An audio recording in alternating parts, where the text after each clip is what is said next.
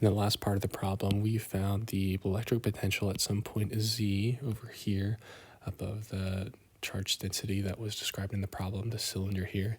And obviously, as you can see, there's a lot of math that went behind it in order to eventually find what is right here highlighted in yellow.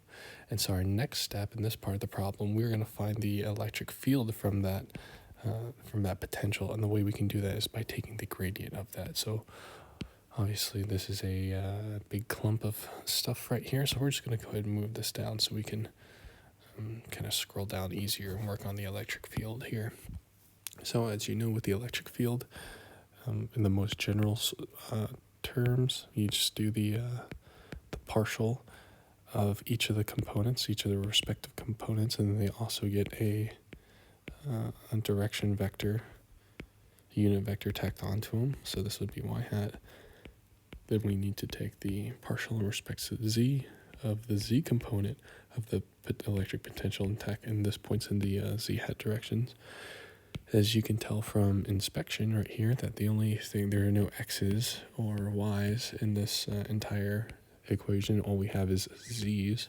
So all of these will eventually, all these will eventually go away. So this component goes to 0 because these are just derivatives of constants, which are zeros.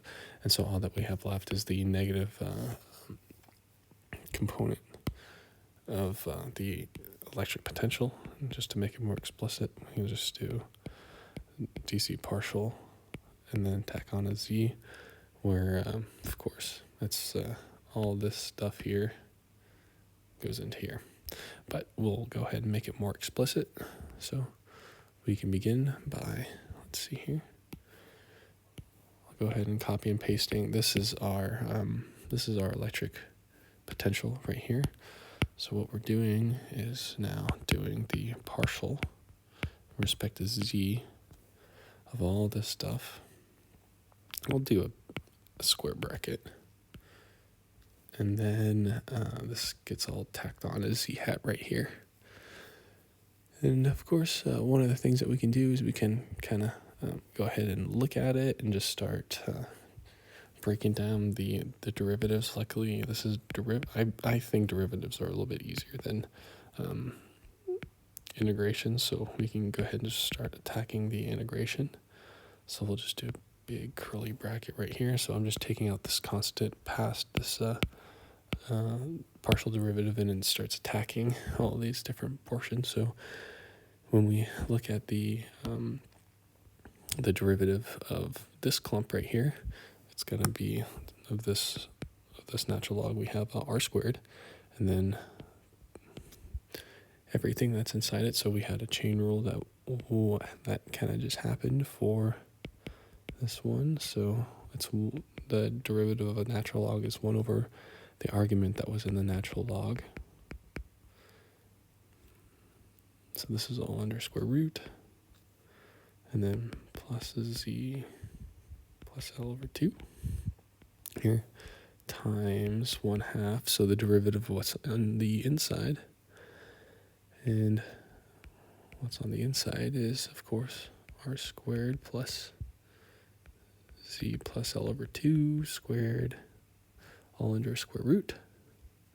And then chain rule again, the derivative of what's on the inside, so the derivative of this right here, which would be z plus L over 2 plus 1, because derivative of the inside would just be derivative of z, because this is 0. And then and that one, and then so then you have to do the other side of it. So that's just the derivative of this. Next we do the derivative of that, but luckily it's the same thing except just a minus sign. So what we can do is just copy and paste this.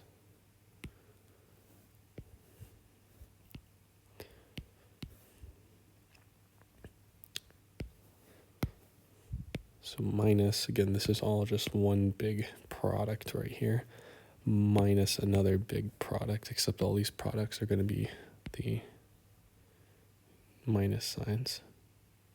Whoops. Jeez. minus here, minus here. Anything that's a z plus L over 2 is just a z minus L over 2. Again, we're doing the derivative of this chunk right here. So this is the derivative of what's in here. And then this is derivative of the denominator right here. So we can go ahead and put a square bracket right there. Next, we have to add plus. We have something else that's big is, let's see here, do the derivative of this chunk right here. And what we can do for that is, again, another chain rule. So we'll do the derivative of this times, first we'll do the derivative of this times this, and then it'll be plus the derivative of this times this. So that's actually product rule. So the derivative of this chunk right here is just 1. So you can do 1 times the square root of r squared plus z squared, or sorry, z plus L over 2 squared. Excuse me, so this actually should have a squared up above it. Sorry about that. And then, let's see here, and then we'll do a plus. So now that was the derivative, that's the first part of the product rule. Now we'll have to take a derivative of that times this. So we'll just go ahead and do z plus L over 2 times the derivative of the square root, which would be 1/2, times the argument that was in the square root, z plus L over 2 squared. And now that turns into a negative 1/2 because you did a minus 1. Now the derivative of what's inside it. So it's another chain rule. And then times the derivative on the inside of what's inside the chain rule, which is just z, which is just 1 in bracket. So that was the derivative of this. Now we move to the derivative of this, which is the exact same thing, except there's a big minus sign out in front. And all of the z minus or plus L over 2 is turned into z minus L over 2. So just like this, doesn't change the sign anywhere. All right. And lastly, we do the derivative of these two. So that would be 2 times z plus L over 2. Oh, sorry. This is actually a minus. And then a z, or 2 plus z minus L over 2. And curly bracket, and then there's our z hat. That's one thing that's always easy to forget. And just by looking at it before we move on, I can see that's already going to be equal to L over 2.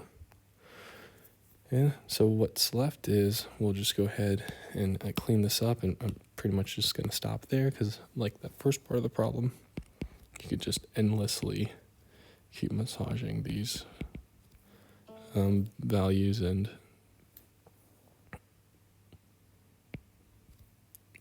never really get to anywhere specific, because I don't believe this is really a whole lot of physical enlightenment by this problem. A lot of it's just like learning to do the academic rigor of going through the process. Of course, I could be wrong.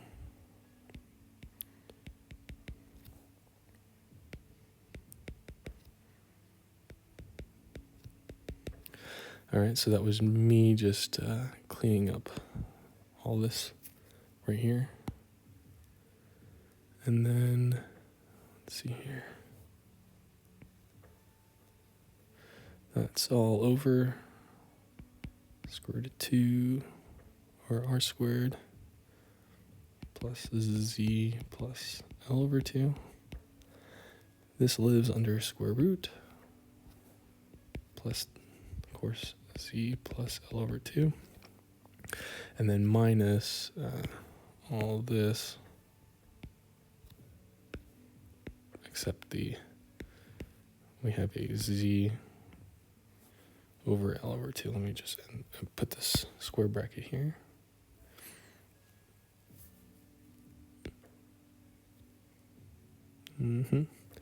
All these minus z plus L over 2s turn into z minus L over 2s. Okay, so that's that chunk. So I just simplified this chunk right here. Now I'm going to move on to these chunks right here. Let's see if I have room. So that actually ends up being, let's see here. So it's plus r squared plus quantity of z plus L over 2 living under a square root minus the same thing, except it's a z minus L over 2 living under a square root. And then, let's see here, plus. So I'm just clumping this portion with this portion. Now I'll clump this portion next to this portion just because they're like arguments. So maybe, perhaps, there'd be some more physical insight to this problem, but don't suspect it. Usually I notice with these types of problems, if they are incredibly complicated type answers like this, then usually you can put them into a computer and graph them and let the computer kind of graphically show you really cool insights to the problem, like specific boundaries and all that stuff. But I don't think this is one of them. All right, and then all this minus 2L. 2L. Let's see. And looking at it one more time, I think that is the extent of where we're going to go through it. I guess one more step, you could just multiply and get rid of these out of the denominator. But I think this is a good place to stop, right? What I meant is you can multiply positive, so the square root of r squared plus quantity of z plus L over 2 squared, all under the square root times all the numerator and the denominator to get rid of this negative 1/2 out of the way, but then you just get everything multiplied by that, and that way you don't have a negative 1/2 in the numerator. But again, you could pretty much endlessly start massaging this into getting something a little bit more pretty, but that is essentially the answer for the electric field for this problem here. So again, the main key components are just knowing that you just take the gradient of all the components, and then these ones go to 0. Work some of your calculus skills that you've gained along the way, and found out that this is the electric field. So you knowing that you can find a very complicated electric field just from the potential found at a certain point.